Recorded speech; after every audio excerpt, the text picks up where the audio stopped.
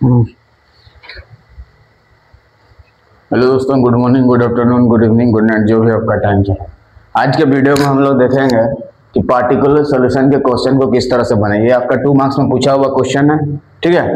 Question number 37 में पूछा हुआ है, find the particular solution of the differential equation. इसका हमें क्या निकालना है? Particular solution. तो इसको निकालने के लिए हमें क्या चीज सबसे पहले ध्यान देना है कि dy के साथ y वाला रखेंगे और dx के साथ x वाला। dy के साथ y वाला और dx के साथ x वाला। dy के साथ क्या रखेंगे? y वाला और dx के साथ x वाला, ठीक है। तो कोशिश करते हैं रखने का।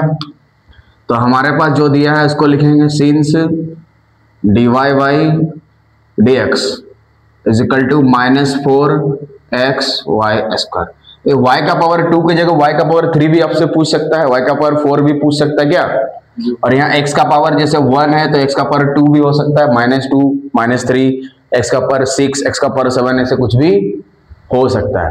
तो हमें इसको सॉल्व करने के लिए क्या करना होगा? dy के साथ y वाला और dx के साथ x वाला। कोशिश करते हैं। तो ऊपर में dy है और इधर जो y² है इसको ले आएंगे इधर नीचे में, हो गया क्योंकि गुना में था। और उधर कितना बचा है? -4x, और dx भाग में था, उधर क्या हो जाएगा? गुना में। और हमें ये देखना है कि dx और dy हमेशा ऊपर में चाहिए। आया कि नहीं ऊपर में? देखो dy हमारा ऊपर में आया और dx भी कहाँ आया? ऊपर आया। dx और dy कहाँ चाहिए? हमें ऊपर में चाहिए। आ गया कि नहीं? dx भी ऊपर में चाहिए और dy भी ऊपर में चाहिए। dx ऊपर में आ गया और dy भी हमारा किस में आ गया? ऊपर में आ गया। dx भी ऊपर में आ गया, dy भी ऊपर में आ गया, ठीक है। dy के साथ क्या चाहिए? y वाला, dx के साथ x वाला। dy के साथ y वाला, dx के साथ x वाला। dy के साथ y वाला, dx के साथ x वाला चाहिए, ठीक है। अब नीचे जो रहता है हम क्या बोले? dy नीचे जो रहता है कहाँ ले जाएंगे? ऊपर ले जाएंगे। नीचे वाला को कहाँ ले जाएंगे? हाँ, नीचे में अगर y का पावर 3 है तो उसको ऊपर ले जाएंगे। नीचे में अगर y का पावर 4 है तो उसको ऊपर ले जाएंगे। y का पावर 4 रहेगा तो फिर भी उसको ऊपर ले जाएंगे। कहाँ ले जाएंगे? ऊपर ले जाएंगे। तो इसको ऊपर ले जाएंगे तो क्या होगा? y का पावर 2 है तो ऊपर ले जाएंगे तो क्या हो गया? -2, ठीक है। अगर यहाँ -2 होता ऊपर ले जाता तो +2 होता, ठीक है। -4 बाहर में है और x तो ऊपर में है, रहने दो x dx क्या। तो इसके x का पावर कुछ नहीं है तो कितना है? 1। देखिए dx के साथ x वाला हो गया और dy के साथ y वाला आ गया। यही ना हमें करने का कोशिश करना है। dx के साथ x वाला रखना है, dy के साथ y वाला। कोशिश क्या करना है हमें? dx के साथ में x वाला रखना है और dy के साथ हमेशा y वाला। और ये सब हमेशा ऊपर में रहना चाहिए। dx के साथ जो x रहेगा वो ऊपर में होना चाहिए, dy के साथ जो y वाला टर्म रहेगा वो ऊपर में। देखो यहाँ पे नीचे में था, इसको ऊपर ले गए। नीचे में था, इसको ऊपर ले गए ना। अगर मान लो y का पावर 6 होता तो y का पावर -6 होता। y का पावर -6 होगा तो ऊपर ले जाएंगे तो +6। y का पावर 8 होगा तो ऊपर ले जाएंगे तो। अब इंटीग्रेशन कर देंगे। क्या कर देंगे? इंटीग्रेशन कर देंगे। तो लिखेंगे इंटीग्रेटिंग। क्या लिखेंगे? इंटीग्रेटिंग। क्या लिखेंगे? इंटीग्रेटिंग।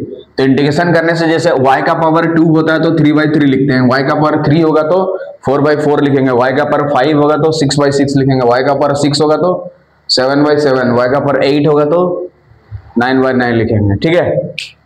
तो यहाँ पे कितना हो जाएगा बोलो? देखो y का पावर -2 का निकाले हैं कि नहीं? पावर में एक जोड़ो, वही चीज को नीचे लिखो। करते करते कितना आया है? -1/y। तो इधर इसका इंटीग्रेशन करने के बाद क्या लिखेंगे? -1/y। देखो ऊपर में एक जोड़ना है, वही चीज को नीचे लिखना है। तो -2 + 1 कितना हो गया? -1, वही चीज नीचे लिखना है। तो माइनस ऊपर चल गया, ठीक है। और y का पावर -1 को 1/y लिख सकते हैं क्या? इतना आ गया। उधर कर लेंगे -4 और x का इंटीग्रेशन क्या होगा? x²/2। इंटीग्रेशन निकालने के बाद एक कांस्टेंट देते हैं, हाँ इंटीग्रेशन कांस्टेंट बोलते हैं। यहाँ पे बताओ x का पावर 2/2 कैसे करके आया? x का पावर 2/2 कैसे करके आया?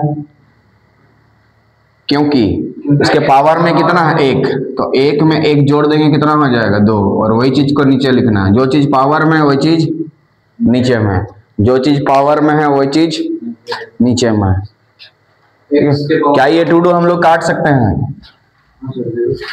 हाँ, यहाँ -1/y इक्वल टू यहाँ पे कितना होगा -2x² प्लस c।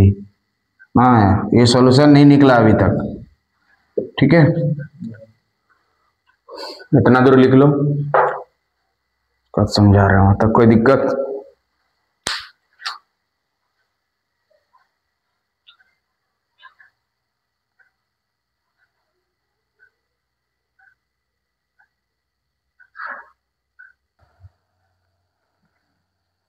ठीक है ना। अब देखते हैं आगे। देखिए, तो इतना निकालने के बाद इसको हम लोग इक्वेशन क्या मान लेंगे 1। इस हम लोग का जो c निकलता है ये c देना पड़ता है इंटीग्रेशन कांस्टेंट, लेकिन c कब देते हैं? इंटीग्रेशन निकालने के बाद। इंटीग्रेशन निकालने के बाद जैसे यहाँ पे x का पावर 5 होता तो इंटीग्रेशन क्या होता? 6/6। x का पावर 6 होता तो 7/7। x का पावर 8 होगा तो 9/9। x का पावर 10 होगा तो x का पावर m होगा तो x का पावर m + 1/m + 1। x का पावर p होगा तो x का पावर p + 1/p + x का पावर नहीं रहे नीचे p, खाली p + 1 होता है। एक ही जगह x का पावर होता है, ऊपर में, नीचे में नहीं। ठीक है, इसको सॉल्व करके यहाँ से वापस हमें c का वैल्यू निकाल के वापस यहीं पे बैठाना है क्या? तो उसके लिए कुछ वैल्यू दिया रहना चाहिए। देखिए हमारा बोल रहा है कि जब x का वैल्यू आप 0 लीजिएगा तो y को 1 लीजिए। वहां पे क्या बोला देखिए कि when, जब x का वैल्यू 0 लीजिएगा तो y का वैल्यू कितना लेंगे? 1। जब आप x का वैल्यू 0 लीजिएगा तो y का वैल्यू कितना होगा? 1। जब आप x का वैल्यू 0 लीजिएगा तो y का वैल्यू कितना होगा? 1। जब आप x का वैल्यू 0 लीजिएगा तो y का वैल्यू कितना होगा? 1।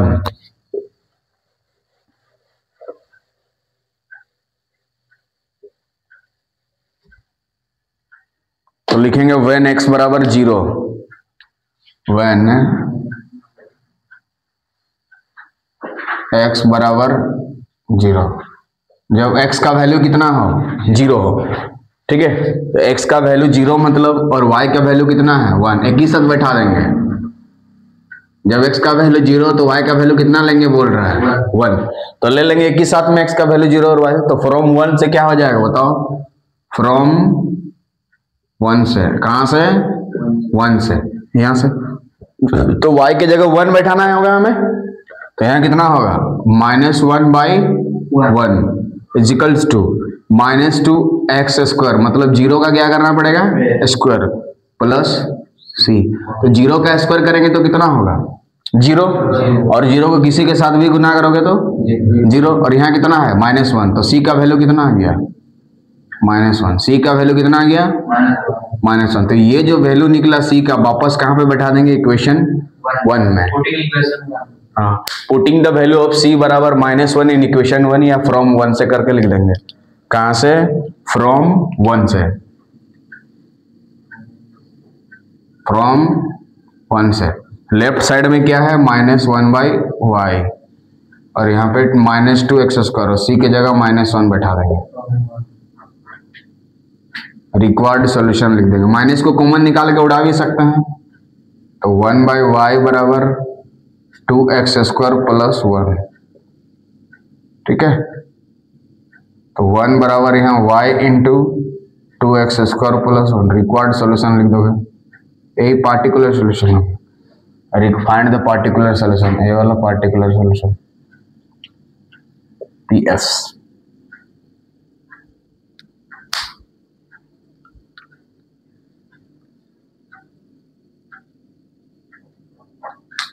समझ में क्या? तो इस तरह से क्वेश्चन सब बने ही हैं, पर दे दे रहे। dy/dx -6x⁴ y⁴ if y बराबर 1 when x बराबर 0। इसको सॉल्व करिए। ठीक है,